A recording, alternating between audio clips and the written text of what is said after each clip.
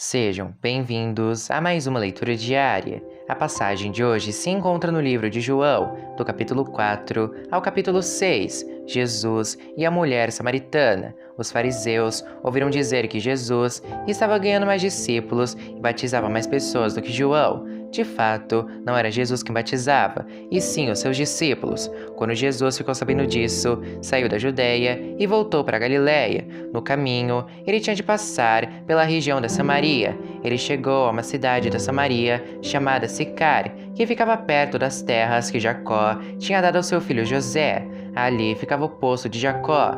Era mais ou menos meio-dia quando Jesus, cansado da viagem, sentou-se perto do poço. Uma mulher samaritana veio tirar água e Jesus lhe disse: "Por favor, me dê um pouco de água." Os discípulos de Jesus tinham ido até a cidade comprar comida. A mulher respondeu: "O Senhor é judeu e eu sou samaritana. Então, como é que o Senhor me pede água?"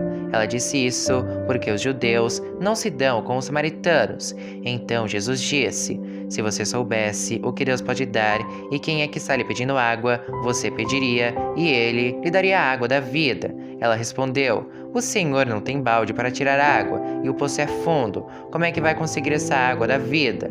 Nosso antepassado Jacó nos deu este poço. Ele, os seus filhos e os seus animais beberam água daqui. Será que o Senhor é mais importante do que Jacó?" Então Jesus disse: "Quem beber dessa água terá sede de novo, mas a pessoa que beber da água que eu lhe der nunca mais terá sede, porque a água que eu lhe der se tornará nela uma fonte de água que dará a vida eterna." Então a mulher pediu: "Por favor, me dê essa água. Assim eu nunca mais terei sede e não precisarei mais vir aqui buscar água." "Vá chamar o seu marido e volte aqui", ordenou Jesus. "Eu não tenho marido", respondeu a mulher. Então Jesus disse: "Você está certa ao dizer que não tem marido, pois já teve 5, e este que você tem agora não é de fato seu marido." "Sim, você falou a verdade." A mulher respondeu: "Agora eu sei que o Senhor é um profeta.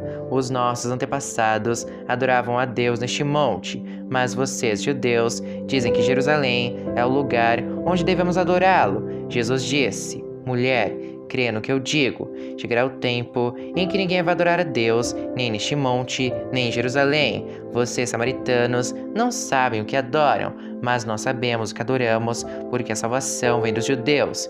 Mas será o tempo, e de fato já chegou, em que os verdadeiros adoradores vão adorar o Pai em espírito e em verdade, pois são esses que o Pai quer que o adorem. Deus é espírito, por isso os que o adoram devem adorá-lo em espírito e em verdade." A mulher respondeu: "Eu sei que o Messias, chamado Cristo, tem de vir, e quando ele vier, vai explicar tudo para nós." Então Jesus afirmou: "Pois eu, que estou falando com você, sou o Messias." Naquele momento, chegaram seus discípulos e ficaram admirados, pois ele estava conversando com uma mulher.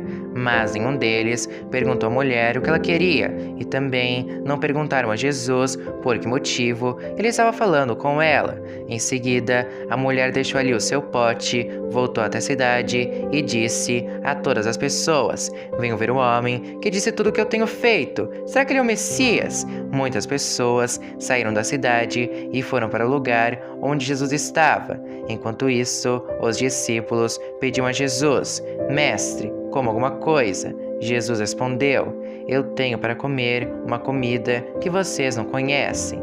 Então os discípulos começaram a perguntar uns aos outros: "Será que alguém já trouxe comida para ele?" "A minha comida", disse Jesus, "é fazer a vontade daquele que me enviou e terminar o trabalho que ele me deu para fazer. Vocês costumam dizer: 'Daqui a 4 meses teremos a colheita.' Mas olhem, vejam bem os campos. O que foi plantado já está maduro e pronto para a colheita. Quem colhe recebe o seu salário, e o resultado do seu trabalho é a vida eterna para as pessoas. E assim, tanto que semeia como que colhe se alegrarão juntos, porque é verdade o que dizem: um semeia e outro colhe. Eu mandei vocês colherem onde não trabalharam. Outros trabalharam ali e vocês aproveitaram o trabalho deles. Muitos samaritanos daquela cidade creram em Jesus porque a mulher tinha dito: Ele me disse tudo o que eu tenho feito. Quando os samaritanos chegaram ao lugar onde Jesus estava, pediram a ele que ficasse com eles, e Jesus ficou ali 2 dias. E muitos outros creram por causa da mensagem dele. Eles diziam: mulher, agora, não é mais por causa do que você disse que nós cremos, mas porque nós mesmos ouvimos falar e sabemos que Ele é de fato o Salvador do mundo. Jesus cura o filho de um funcionário público. Depois de ficar 2 dias ali, Jesus foi para a região da Galileia, pois, como ele mesmo disse, um profeta não é respeitado na sua própria terra. Quando chegou à Galileia, os moradores ali o receberam bem. É que eles tinham ido à festa da Páscoa em Jerusalém e tinham visto tudo o que Jesus havia feito lá. Jesus voltou a Caná da Galileia, onde havia transformado água em vinho. Estava ali um alto funcionário público que morava em Cafarnaum. Ele tinha em casa um filho doente. Quando ouviu dizer que Jesus tinha vindo da Judeia para a Galileia, foi pedir a ele que fosse a Cafarnaum e curasse o seu filho que estava morrendo. Jesus disse ao funcionário: "Você só crê quando vêem grandes milagres." Ele respondeu: "Senhor, venha depressa, antes que meu filho morra. Volte para casa. O seu filho vai viver", disse Jesus. Ele creu nas palavras de Jesus e foi embora. No caminho, encontrou-se com os seus empregados que disseram: "O seu filho está vivo." Então, ele perguntou a que horas o filho havia começado a melhorar. Os empregados responderam: "Ontem, à 1 da tarde, a febre passou." Aí o pai lembrou que havia sido naquela mesma hora que Jesus tinha dito: "O seu filho vai viver." Então, ele e toda a família creram em Jesus. Esse foi o segundo milagre que Jesus fez depois de ter ido da Judeia para a Galileia. Capítulo 5. A cura de um paralítico. Depois disso, houve uma festa dos judeus e Jesus foi até Jerusalém. Ali existe um tanque que tem 5 entradas e que fica perto do portão das ovelhas. Em hebraico, esse tanque se chama Betzata. Perto das entradas estavam deitados muitos doentes, cegos, aleijados e paralíticos. Esperavam o movimento da água, porque de vez em quando um anjo do Senhor descia e agitava a água. O primeiro doente que entrava no tanque depois disso sarava de qualquer doença. Entre eles havia um homem que era doente, fazia 38 anos. Jesus viu o homem deitado e, sabendo que fazia todo esse tempo que ele era doente, perguntou: "Você quer ficar curado?" Ele respondeu: "Senhor, eu não tenho ninguém para me pôr no tanque quando a água se mexe. Cada vez que eu tento entrar, outro doente entra antes de mim." Então Jesus disse: "Levante-se, pegue a sua cama e ande." No mesmo instante, o homem ficou curado, pegou a cama e começou a andar. Isso aconteceu no sábado. Por isso, os líderes judeus disseram a ele: "Hoje é sábado e a nossa lei não permite que você carregue a sua cama neste dia." Ele respondeu: "O homem que me curou me disse: pegue a sua cama e ande." Eles perguntaram: "Quem é o homem que mandou você fazer isso?" Mas ele não sabia quem tinha sido, pois Jesus havia ido embora por causa da multidão que estava ali. Mais tarde, Jesus encontrou o homem no pátio do templo e disse a ele: "Escute, você agora está curado. Não peque mais, para que não aconteça com você uma coisa ainda pior." O homem saiu dali e foi dizer aos líderes judeus que quem o havia curado tinha sido Jesus. Então, eles começaram a perseguir Jesus porque ele havia feito essa cura no sábado. Então, Jesus disse a eles: "O meu pai trabalha até agora e eu também trabalho." E porque ele disse isso, os líderes judeus ficaram ainda com mais vontade de matá-lo, pois além de não obedecer à lei do sábado, ele afirmava que Deus era o seu próprio Pai, fazendo-se assim igual a Deus, a autoridade do Filho de Deus. Então Jesus disse a eles: "Eu afirmo a vocês que isso é verdade. O Filho não pode fazer nada por sua própria conta, pois ele só faz o que vê o Pai fazer. Tudo que o Pai faz, o Filho faz também, pois o Pai ama o Filho e lhe mostra tudo o que está fazendo, e vai mostrar a ele coisas ainda maiores do que essas, e vocês vão ficar admirados, porque assim como o Pai ressuscita os mortos e lhes dá vida, assim também o Filho dá vida aos que Ele quer." o Pai não julga ninguém, mas deu ao Filho todo o poder para julgar, a fim de que todos respeitem o Filho, assim como respeitam o Pai. Quem não respeita o Filho também não respeita o Pai que o enviou. Eu afirmo a vocês que isso é verdade. Quem ouve as minhas palavras e crê naquele que me enviou tem a vida eterna e não será julgado, mas já passou da morte para a vida. Eu afirmo a vocês que isso é verdade. Vem a hora, e ela já chegou, em que os mortos vão ouvir a voz do Filho de Deus, e os que a ouvirem viverão. Assim como o Pai é a fonte da vida, assim também fez o Filho ser a fonte da vida. E ele deu ao Filho autoridade para julgar, pois ele é o Filho do homem. Não fiquem admirados por causa disso, pois está chegando a hora em que todos os mortos ouvirão a voz do Filho do homem e sairão das suas sepulturas. Aqueles que fizeram o bem vão ressuscitar e viver, e aqueles que fizeram o mal vão ressuscitar e ser condenados. Testemunhos a favor de Jesus. Jesus continuou a falar a eles. Ele disse: Eu não posso fazer nada por minha própria conta, mas julgo de acordo com o que o Pai me diz. O meu julgamento é justo, porque não procuro fazer a minha própria vontade, mas a vontade daquele que me enviou. Se eu dou testemunho a favor de mim mesmo, então o que digo não tem valor. Mas existe outro que testemunha a meu favor, e eu sei que o que ele diz a respeito de mim é verdade.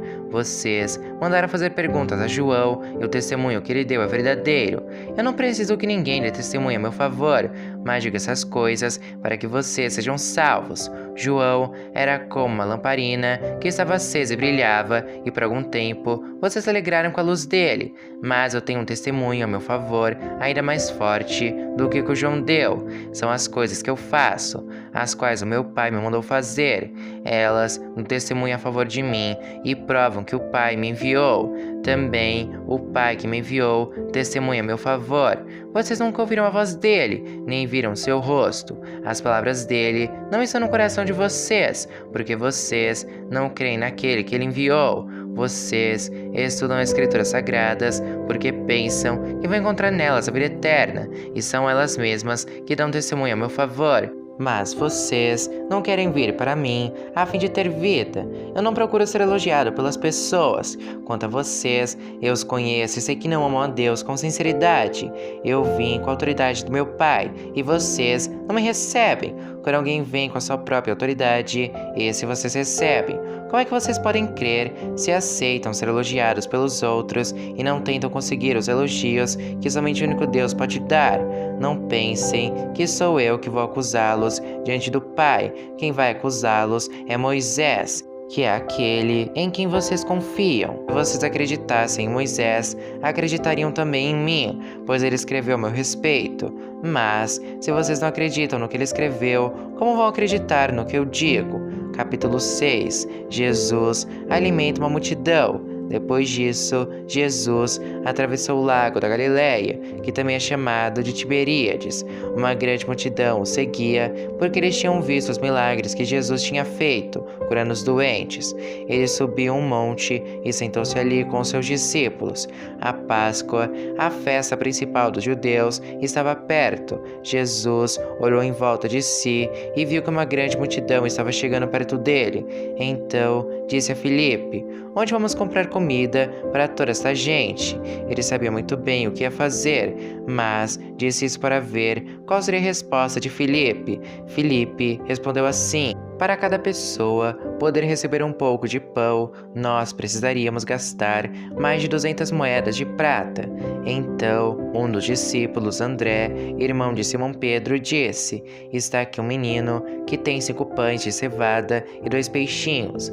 Mas o que é isso para tanta gente? Jesus disse: Digam a todos que se sentem no chão. Então, todos se sentaram. Havia muita grama naquele lugar, e estavam ali quase 5.000 homens. Em seguida, Jesus pegou os pães, deu graças a Deus e os repartiu com todos, e fez o mesmo com os peixes, e todos comeram à vontade. Quando já estavam satisfeitos, ele disse aos discípulos: Recolham os pedaços que sobraram, a fim de que não se perca nada.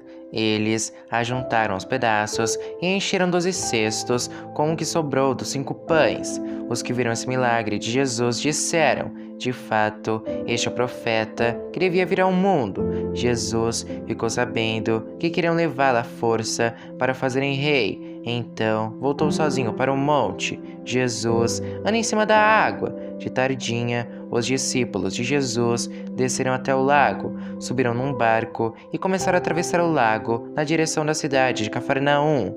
Quando já estava escuro, Jesus ainda não tinha vindo se encontrar com eles. De repente, um vento forte começou a soprar e a levantar as ondas. Os discípulos já tinham remado uns 5 ou 6 quilômetros quando viram Jesus andando em cima da água e chegando perto do barco, e ficaram com muito medo. Mas Jesus disse: "Não tenham medo, sou eu." Então eles o receberam com prazer no barco e logo chegaram ao lugar para onde estavam indo. O povo procura Jesus. No dia seguinte, a multidão que estava no lado leste do lago viu que ali só havia um barco pequeno. Sabiam que Jesus não tinha embarcado com os discípulos, pois estes haviam saído sozinhos. Enquanto isso, outros barcos chegaram da cidade de Tiberíades e encostaram perto do lugar onde a multidão tinha comido pão depois de o Senhor Jesus ter dado graças. Quando viram que Jesus e os seus discípulos não estavam ali, subiram nos barcos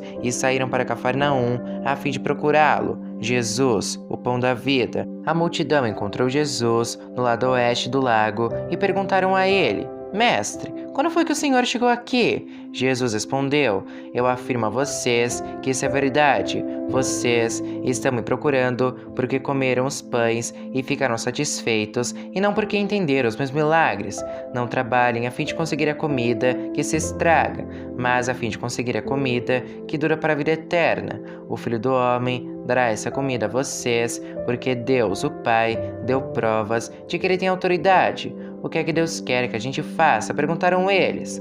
"Ele quer que vocês creiam naquele que ele enviou", respondeu Jesus. Eles disseram: "Que milagre o Senhor vai fazer para a gente ver e crer no Senhor? O que é que o Senhor pode fazer? Os nossos antepassados comeram maná no deserto, como dizem as Escrituras Sagradas. Do céu ele deu pão para eles comerem." Jesus disse: "Eu afirmo a vocês que isso é verdade. Não foi Moisés que deu a vocês o pão do céu, pois quem dá o verdadeiro pão do céu é meu Pai, porque o pão que Deus dá é aquele que desce do céu e dá vida ao mundo.